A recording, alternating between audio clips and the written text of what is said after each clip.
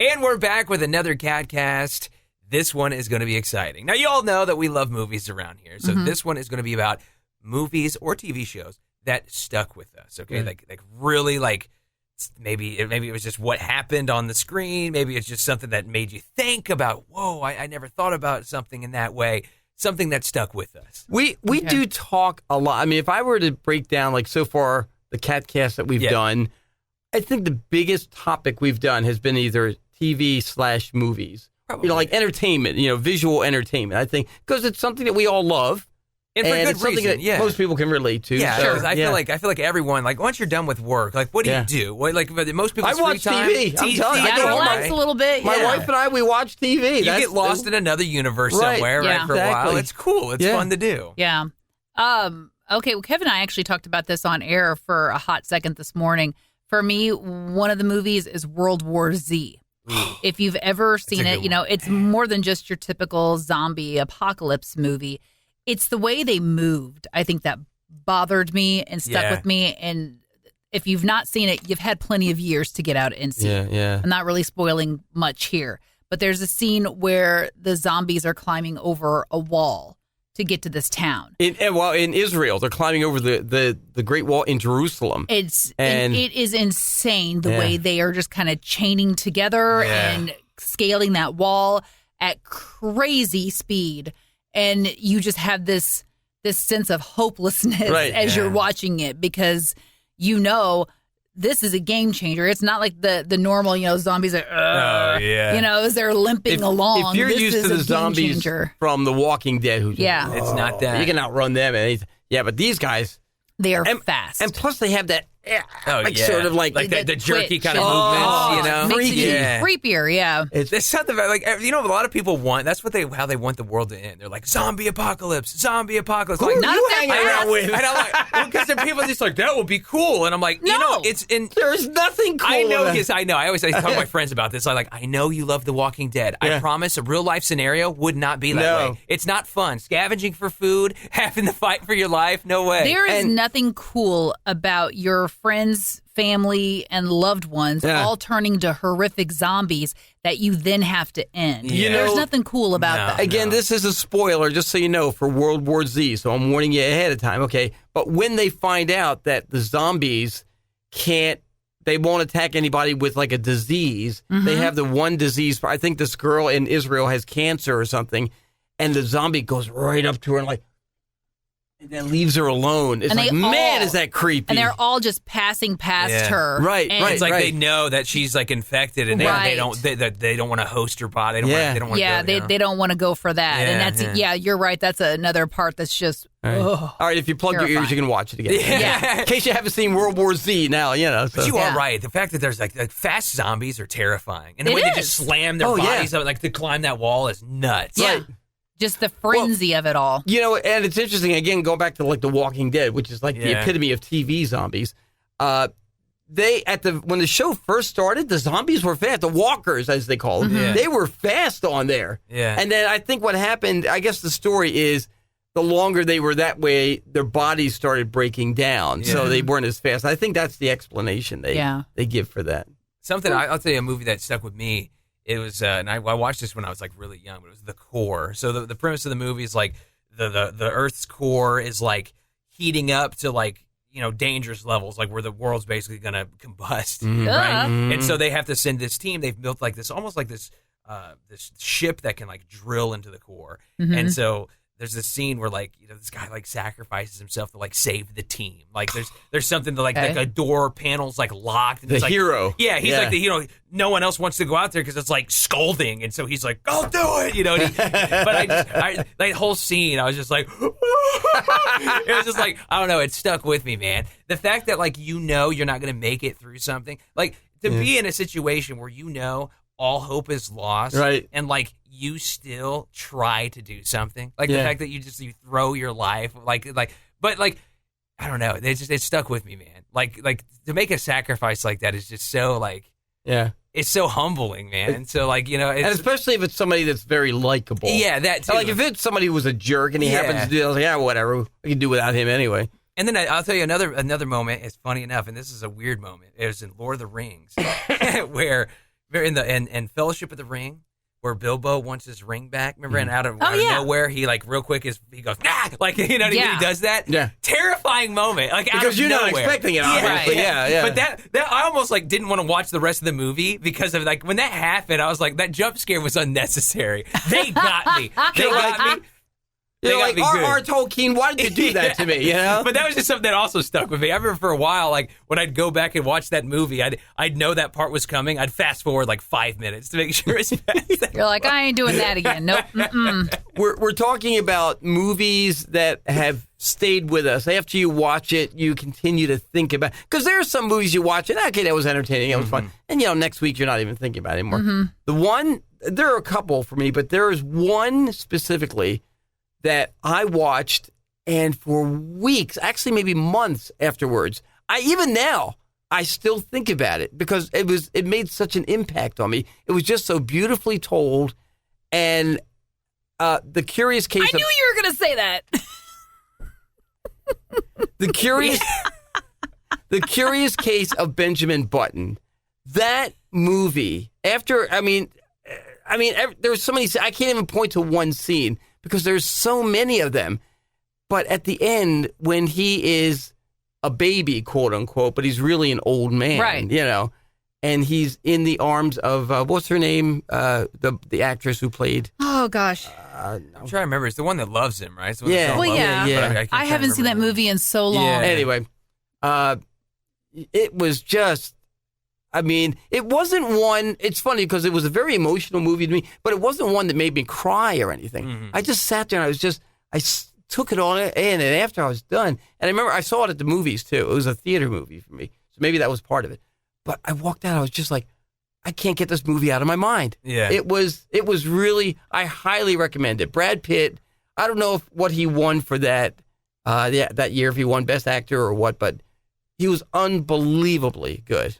So then Hilly went home and said to his wife, will you take care of me? Meet Joe Black, by the way, is a really good Brad Pitt movie. My God, I finally just watched that. Really good, like underrated movie. I always get that confused with Mighty Joe Young. Mighty Joe, yeah. We were talking about that the other day. It's like, she's like, oh, with the gorilla. I'm like, that's Mighty Joe Young. That's not Meet Joe Black. Whoopsie. that's not the... So another one for me was it The Day After Tomorrow? Ooh, yeah, Jake Gyllenhaal's in that one. Dennis Quaid. Because, some people say, it's all going to end with a zombie apocalypse. No, I think it's going to end by natural disasters. Mm-hmm. That's what I think. And to me, just seeing that and seeing landmarks that we've all, grown up knowing that, this signifies... DC, this signifies New York, this, it was hard to watch. To see the Statue of Liberty completely frozen. Like in a frozen tundra. First there was the floods and, like the earthquakes and the freezing. It was just a lot in one movie. And it's... What? Well, it is. Because you're talking about this, and it is a very serious movie. Yeah. And I got to tell you, though, I'm sitting there. This tells you where I am. At one point, there's the dog, and I'm like, "Come on, boy, jump! Because I didn't want the dog to get hurt. And the dog jumps in, and he's safe, Right? Because there's a dog with him, with the homeless guy. And he's got a dog with him, and I'm like, I'm rooting for the dog. Okay? Yeah, no. That was one. It got you in the feels because you couldn't help but think this could really happen one day. You never know. And with all the natural, and then after everything, like everything's frozen and all that. Right. And then you have all the natural predators that come out too. So it's like you had all these Arctic wolves that were everywhere, so they had to avoid them too. It's That's right. It would be awful, man. That would be terrible. And then we've set up shop. The United States is like in South America or somewhere because they weren't affected as much by it. Right. But to see when you see the flag all of a sudden just stops, and frozen. That's where you're in the ice cold spot or whatever. Oh, it's such a great flick. It really is. Time just stopped right there. Yeah. It reminds me you remember that movie 2012, kind of similar premise. Yeah, where they built that giant boat, like an ark, basically to save everybody. 2012, whatever, I remember that. Yeah. And who do you have going on there? You got the Pope. You got presidents. You see, it looks like the Queen Elizabeth, with her corgis. They're letting her corgis on. Okay, I'm sorry. I do love dogs, as I just referenced, but You're gonna give 6 corgis as opposed to like maybe one person. Yeah. Yeah. Choose the queen after all. Yeah, exactly. It's a little far-fetched. Yeah. Six corgis. It was Kate Blanchett. Yes. Was The Curious Case of Benjamin Button. There you go. Kate Blanchett. So Yeah. there you go. All But right. we're talking about movies that we've seen that have stayed with us. Stuck with us. Yeah, stuck with us. Things you think about. I know you guys. Well, you didn't. You're really. going to pull a Star Trek out, No. aren't you? Okay. Oh, I got to tell you. I could. I really could. I know you could. But, The Wrath of Khan. Oh, forget it. But that's I'll tell you a movie that stuck with me, man. The Count of Monte Cristo. Did you ever watch that? It's been a long time. And I'm going to butcher his name. Jim Caviezel. Jim Caviezel. Yeah. He played Jesus in The Passion of the Christ. Which, by the way, they got another one. There's a sequel to that? Yeah. Is he going to play Jesus again? Yeah, he is. Okay, he is. They brought him back, and I think Mel Gibson's doing it all again. Mel Gibson's amazing with that stuff, man. But no, that was such a good The Count of Monte Cristo. If you've never seen it, it's got Jim Caviezel in it. It's got I think Guy Pearce is in it as well. He plays this like best friend who ends up betraying him and like steals his fiance from him and all this, and they think he dies, and like it's just he goes on this redemption arc that's absolutely awesome, and it's just so good, man. And there's so many like quotable things. Like there's this one line that I'll never forget where he's like he's amongst this group of misfits, and he goes, "They have called you Zatara," and he goes, "Sounds fearsome," and he goes, "It means driftwood." I thought it was something cool. He thought it gave him some cool nickname. He goes, "They're calling you Zatara." He goes, "Sounds fearsome." It means driftwood. Okay. But it's just it's got everything, man. It's a love story. It's a betrayal story. It's got action. It's super good. That was just one of the movies that like, when I saw it, I fell in love with movies. Yeah. You know what I mean? Oh, sure. I saw it and was like, I love film. When a movie is done right, it'll stay with. Okay, and again, you guys feel free to make fun of me on this. It's not Star Trek. That's okay. But when I was 20 years old, I saw The Jazz Singer. I knew what he was going to with say. Neil Diamond. I've been working with her too long. That's the problem. The Jazz Singer with Neil Diamond. It was the recipient of the first ever Golden Raspberry, the Razzies. Oh, it got the first Razzie ever because the critics absolutely hated it. I loved it. The music, the story, Lucy Arnaz. And he's this cantor in Brooklyn, and he wants to be this rock and roll musician. And he goes off to pursue his dream, and his father's like, "You cannot be. You are a cantor. It is our family tradition." This and that. But I remember it hit me at a time in my life where I had just broken up with this girl, and I was just like and I went to the movies and I saw it alone in a theater 13 times. Oh, wow. You really loved it. It made an impact on you, sir. it. How much was it to get into a movie back then? A few bucks. I don't know, $3-4 Let's maybe. be Something honest. Like that. So let's do the math. You think Kevin how much paid money did each you time? spend? Probably, I don't know, let's just say probably $50-$60 total, something like Oh that. my gosh! Yeah. That's $50 or $60 you could have spent on something else, Mister. Nah, I love that movie. I thought about it, and Neil Diamond, and I was always a Neil Diamond fan, but I became a bigger Neil Diamond fan from that. So. That's so good. That's so good. Okay. 15 times? 16 No, times? 13 times. 13. I don't know why I remember that number, but I went to the movies 13 times. And the thing is, it was like I was this young guy. Yeah. I can't imagine what other people. Well, there were many times where I was one of the few in the theater anyway. But I was this young guy just sitting there. How much did the film gross? And then you look, it's like, oh, Kevin made all their money. Big pie of it's Kevin. Kevin All owns, of our receipts are for Kevin. Kevin Who owns- is this Kevin guy in Kevin New owns Jersey? more of this movie than the studio does. I don't know. This film seems to have done great in New Jersey. I don't know why. This Kevin, is he in PR? I don't understand. And the soundtrack is incredible. If you ever saw The Jazz Singer with Neil Diamond, I need you to comment here. I need you to share a comment. And if you didn't like it, say you don't like it. That's fine. But I'm telling you, the critics hated it. It was the first ever the Golden Raspberry, the Razzie Awards. That was where they started it with. But I don't care. I don't care. I'm sure it was very nice. I'm sure there's a movie that got a Razzie that I've loved in the past. Well, There has to usually be. if the critics hate it, I love it. Yeah, so. that's typically me too. There was you know who Frankie Ajayi is, the comedian. Yeah. Okay, he was one of the ones in there, and he had this group, and this group. These black guys. They were a group, and they wanted, and one of their guys couldn't make it, so they say to Neil Diamond, Jess Robin is his name. Hey Jess, come on, you want to sit in with us? They have blackface in this. Part of the movie. Oh. No, I mean, because all of a sudden you see... 1, 2, 3, 4, brothers.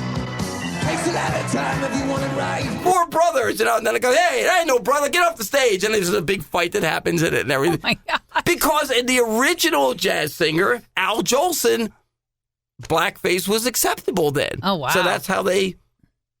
Because, what year was this? This wasn't like 1979, the movie came out.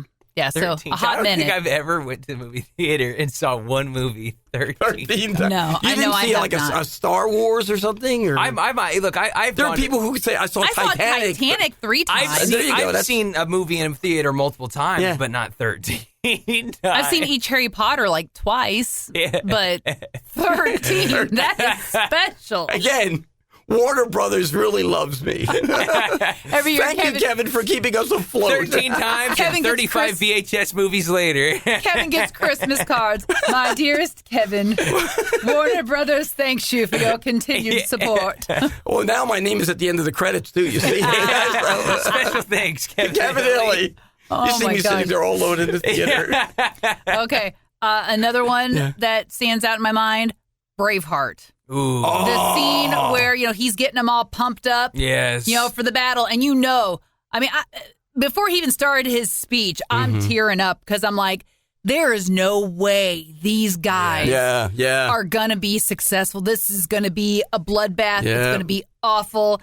And as you're seeing them run across the field, which I saw that field in Ireland, by the way. That was pretty cool. You love their determination and all. Yes. Yeah, but you can't help but get caught up in their infectious spirit. I mean, they are pumped and they believe in what they're doing. And, oh, man, it gives me chills to this day. when you guys, before I left for Christmas break, I had said, there were 4 movies I was going to watch. Yes. Braveheart was one of them I had Yes. never seen before. And oh my gosh, it lived up to the hype. I was going to It truly say, did. what did you think? Did you think that? I mean, even it's been what 25, 30 years since it came out. Yeah. I mean, are you still Magnificent? Yeah. It was just. I saw that Pulp Fiction, The That's a good one. Godfather, and I forget what the other one was. There was a. We gave Kevin a list of movies. Inglourious Basterds. Yeah. That's Yeah. what it was. Yeah. Man, The 'Cause Jordan and Patriot, I- by the way, that's a good movie too. The Patriot. I was thinking. Oh yeah. That has another really impactful moment. Now in it. that is apparently really graphic and bloody, isn't it? Because I guess it's an It had- accurate it had portrayal Heath- of the American it had Revolution. Heath Ledger was in it. Yeah, Yeah. he played Yeah, it. it's funny. My wife saw that, and I've never seen it. Really? Good, too. Yeah. Well, Jordan and I like to watch a lot of movies, and there's a lot of times we'll say to Kevin, "Hey, have you seen XYZ?" And he'll be like, "What? No." And these will be huge blockbusters. No, there's so many movies, big movies that. Kevin's older enough to have seen it, and he hasn't. And when we said, "Oh, have you ever seen The Godfather?" No. No. What? No, I know. Who hasn't And seen Jordan The was the one that Godfather? told me. He said, "You gotta see." And so Yeah. I did finally see The Godfather, the original. Now I will tell you, I also finally saw John Wick, which So I good, right? loved, and I knew he told me the part about the dog ahead of time. Yes, we told you that. So yes. I purposely just kind of I buzzed past that part because I didn't want to see that. Because when I'd first seen that movie, I was telling Kevin about it. I was like, "Oh my gosh!" And I was like, it starts out really, really sad. Right. I go, it just fuels his revenge, Right. and trust me, he gets he gets all those guys. And Kevin's like, "Oh, I don't want to see it." And I'm like, "But you have to No, see it. It's just like the first couple minutes." I didn't have to see it, and I just still go through it appreciated real quick. everything. Now I haven't not seen 2 and 3, and apparently There's a fourth one. John Wick 4. I guess they're going downhill now because it's on the Roku channel. So that tells you right there. It's not so much downhill. It's just how do It's you run its expand course. on an idea that you've already had, exactly. which is he comes out of retirement and then all of a sudden he's kind of public enemy number one, and everybody's after him. So- I mean, after But no a major while, studio picked it up. That's what I'm saying. It's like after a while, it's like what do you do? You're gonna run out of people who are after you that you're going to defeat. Eventually, you're going to be defeated. I mean, we could be on the Roku channel next. Okay, I'm telling you. We probably are. That'd be accurate. That makes sense. That and the other one that I can't think of it now. I lost my train of thought. There was another flick that the Denzel Washington. The Equalizer. The Equalizer flicks. Yeah. Oh, man. Yeah, those are great. Those are great. And I've seen all those. You think he's kind of this mild-mannered man, working, at like a Lowe's or something, and then you don't realize he's like this amazing assassin. When he looks at his watch and sets the timer, 28 seconds. Oh, it's getting real now, man. Yeah. Mm-hmm. Have you ever seen? And I know you're not a huge horror movie, but we have talked about this before. The Thing. Have you seen The Thing? John Carpenter's version. Long time ago. But you guys, I'm sure have. You need to watch it. You need to watch it. No, I don't. Oh well, you're not in it. You're not. We've been trying to talk Kevin into like a Cat Country movie night where we all just come over and say you're going to watch this. No, you're not. And we'll bring snacks. No, snacks even won't work. That was another movie that that. I fell in love with horror movies after watching that. I was like, this is great. This is some good stuff. No, I can appreciate the genre. I can appreciate how much people love it, how popular it is, how much money it makes.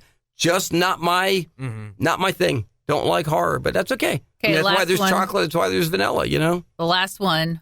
And, I saw this movie as a kid. Probably wasn't supposed to be watching it, but my brothers were watching me, so, Jaws. Ooh. The first initial scene where she's out there swimming, frolicking, having a great time, and you see that initial, she's jerked under, and the look of confusion as she comes back up, she's kind of dog paddling, looking around, and then she gets yanked under. Oh gosh! It's still.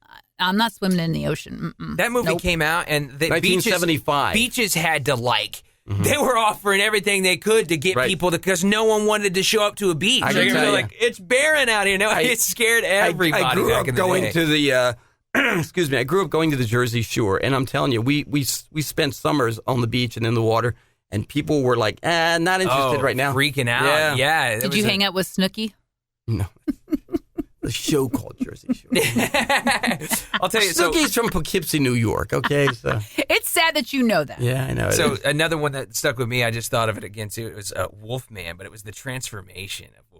You know what I'm the old side, the old like I guess it would be the remake with Lon Where like Chaney. you see like the joints popping back and just everything looks so painful because it's like very painful. You think of you see it's like it would be cool like a transformation, but like then you see that you go that you're like maybe it's not because the way it's like an agony and you hear him like snapping and you're just like it's like you're like it's okay, I'd be a vampire instead. Yeah, you're like no thanks. Yeah. I meant to tell you by the way on Jaws. I forgot to tell you. You know the line. You're going to need a bigger boat. Yeah. That was completely unscripted. Improvised, yeah. Yeah, that was all of a sudden he just said it, but I guess it stuck. It's like I love it when you hear about stuff like that. Yeah. Indiana Jones. The whole thing about he was sick that day. The guy with the sword. He's doing that, and he just goes. He pulls out his pistol. Yeah. And they kept it. It was like pretty funny. It's great stuff. Well, we're talking about movies that that you've seen that have stayed with you. You continue to think about and. We'd love to hear your movies. We love talking movies. We love talking TV, entertainment, whatever you got. Share a thought with us. Yeah, you can always email us, catcountry@mailzimmer.com, or leave a comment right here on this video. Yep. It's another edition of the Cat Country KATcast, and thanks for watching.